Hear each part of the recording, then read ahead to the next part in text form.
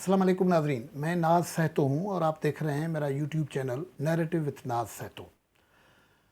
नाजरीन, supreme court ने सदारती reference पे अपनी राय दे दी है और ये बरमला कह दिया है कि सेनेट के इलेक्शन आइन के मातहत होने हैं और कानून के तहत भी हो सकते हैं। और आपके इल्म में है कि कानून आइन से जन्म लेता है, तो आइन के मातहत जब इलेक्शन की बात हो रही है तो इसका मतलब ये हुआ कि जो सरकार ने सोचा हुआ था वो नहीं हो पाया।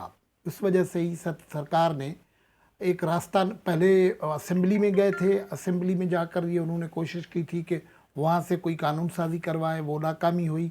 फिर ये ऑर्डिनेंस लाया उन्होंने, और ऑर्डिनेंस भी इस किस्म का मशरूत था कि सुप्रीम कोर्ट से फ़ैसला आ जाएगा, उनका आसरा था, सारा इंतज़ाम इस हवाले से किया हुआ था, लेकिन वो अब काम नहीं हो पाया। तो फैसला आने के बाद सरकार की घबराहट देखने जैसी है। वैसे खान साहब का बार बार कहते हैं कि घबराना नहीं है, लेकिन अब सूरत हाल ये है कि खान साहब खुद भी घबराए हुए हैं, उसकी टीम भी घबराई हुई है।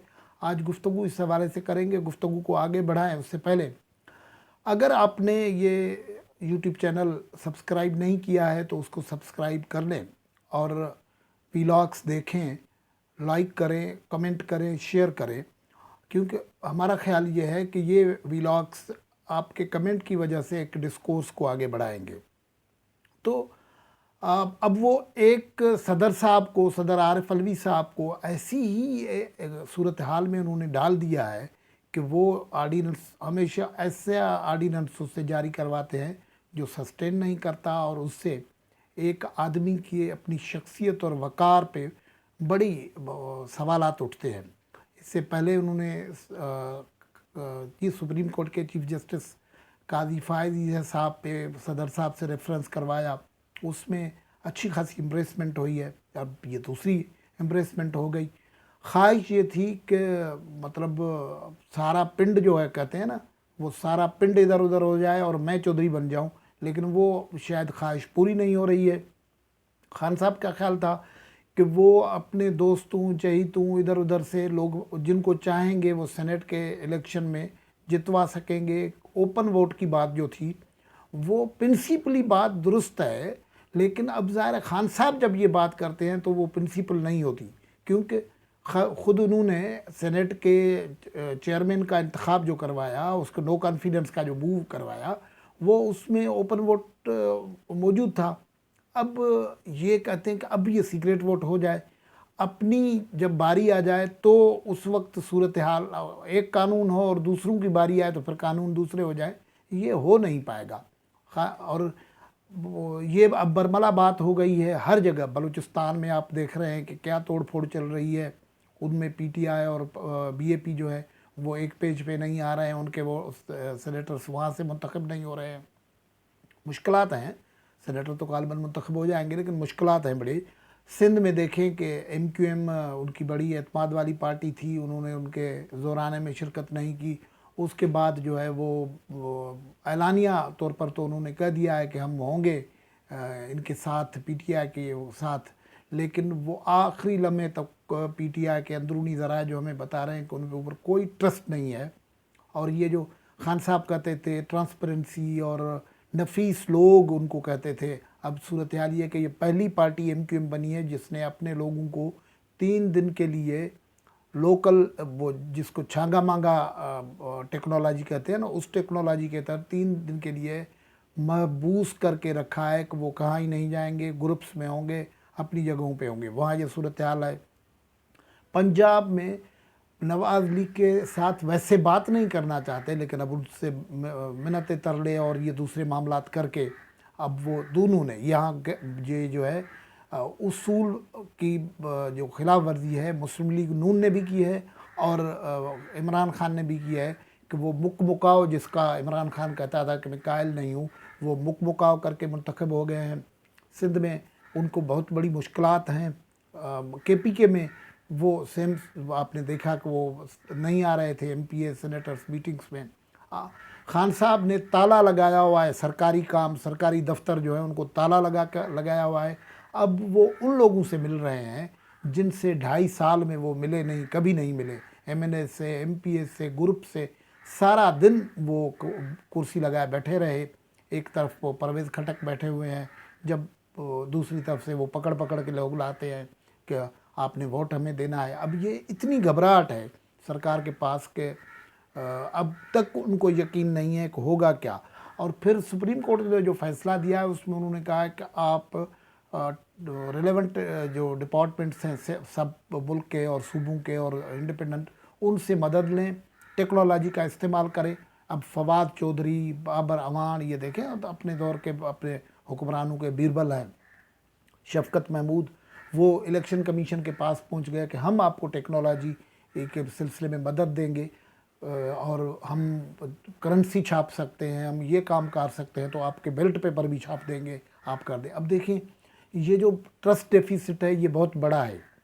یہ وہی لوگ ہیں جو پہلے الیکشن کمیشن کو کارنر کرنا چاہ رہے تھے کہ وہ اس طریقے سے کام نہ کرے جس طریقے سے وہ کرے۔ اب الیکشن کمیشن نے ایک سٹانس لیا سپریم کورٹ پہ، اور اس کے بعد یہ اس کو اپوز کرتے رہے۔ اب یہ پہنچ گئے الیکشن کمیشن کے پاس، لیکن یہ کیسے ہوگا کہ وہ الیکشن کمیشن اگر ان کی تجاویز مان لے تو یہ تو اپوزیشن کے لوگوں کے لیے بڑا مشکل ہوگا، مسئلہ ہوگا کہ وہ ان کو قبول کرے۔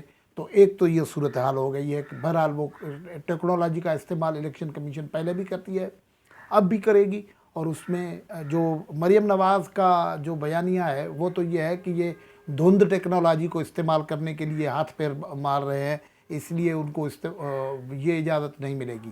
لیکن صورتحال جو گھبرانے کی وجہ سے پیدا ہوئی ہے وہ بہت بڑی صورتحال ہے، جس میں آپ دیکھیں کہ اٹارنی جنرل نے وہاں تو سپریم کورٹ میں حشر یہ تھا کہ وہ اٹارنی جنرل صاحب جو تھے، وہ جو الیکشن کمیشن کے وکیل ہوتے تھے، ان کو گفتگو کرنے کی اجازت دینے پہ بھی راضی نہیں ہوتے تھے، اپنے تحریری طور پر بیان دے دیا ہے اور یہ کر دیا ہے۔ اب وہ فیصلہ آنے کے بعد وہ خود ویسے بیمار ہیں، اللہ ان کو صحت یاب کرے، ظاہر ہے کسی بندے کی صحت پہ نہیں کھیلا جاتا، لیکن وہ جیسے ہی فیصلہ آیا تو انہوں نے ایک پریس ریلیز جاری کر دیا ہے کہ الیکشن کمیشن کو یہ قانونی کام کرنے ہیں، اور یہ فیصلہ جو ہے انہوں نے کہا ہے کہ خاص طور پر 3 مارچ 2021 کے الیکشن کے حوالے سے آیا ہے، جبکہ یہ فیصلہ جنرل آیا ہوا ہے۔ قانون دان جو ہیں وہ بھی کئی نقطے اٹھا رہے ہیں اس فیصلے میں۔ مثال کے طور پر ایک سپریم کورٹ نے کسی فیصلے کا حوالہ دیا ہے الیکشن کے حوالے سے، وہ 1967 کا ایک فیصلہ ہے۔ تو کئی قانون دان یہ نقطہ اٹھا رہے ہیں کہ اس وقت تو 1973 کا کانسٹیٹیوشن ابھی آیا ہی نہیں ہوا تھا، اس کا پرسپیکٹو الگ ہے، اور 67 والا اگر معاملہ ہے تو یہ الگ ہے۔ لیکن جو بھی صورتحال بن رہی ہے، آپ دیکھیں پہ در پہ پریس کانفرنس ہو رہی ہے، لاہور سے ایک صاحب پریس کانفرنس کر رہے ہیں، یا خاتون کوئی نکل آ جاتی ہیں سرکار کی طرف سے پریس کانفرنس کر رہی ہیں، دوسرے وزیروں مشیروں کی فوج ہے وہ پریس کانفرنس کر رہی ہے، اور وہ اس سے سب کچھ جو ظاہر ہو رہا ہے کہ یہ گھبرائے ہوئے ہیں۔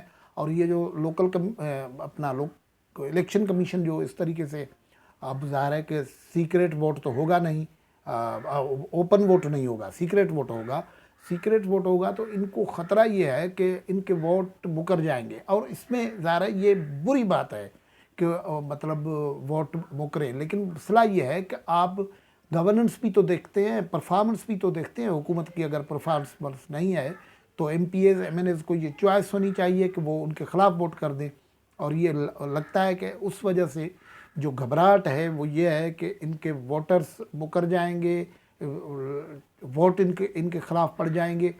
الیکشن کا نتیجہ کیا آتا ہے یہ اب ہم نہیں کر سکتے، کیونکہ الیکشن کا نتیجہ تو الیکشن کمیشن جب 3 تاریخ کو پولنگ ہوگا، اور 3 صوبوں میں اور نیشنل اسمبلی میں جب پولنگ ہوگا تو پتہ لگے گا۔ لیکن کانفیڈنس ایک بات کرتا ہے، کانفیڈنس کا آپ دیکھیں خان صاحب جو ہیں، جو نہیں مل رہے تھے، کسی سے نہیں مل رہے تھے، وزراء سے نہیں مل رہے تھے، اور سرے عام شکایتیں ہو رہی تھی کہ کنیکٹیوٹی نہیں ہے، وہ ان الیکٹڈ لوگوں کے گھیرے میں ہیں، وہ اب تالا لگا کے آفس کو لوگوں سے ملاقات کے لیے بیٹھ گئے ہیں۔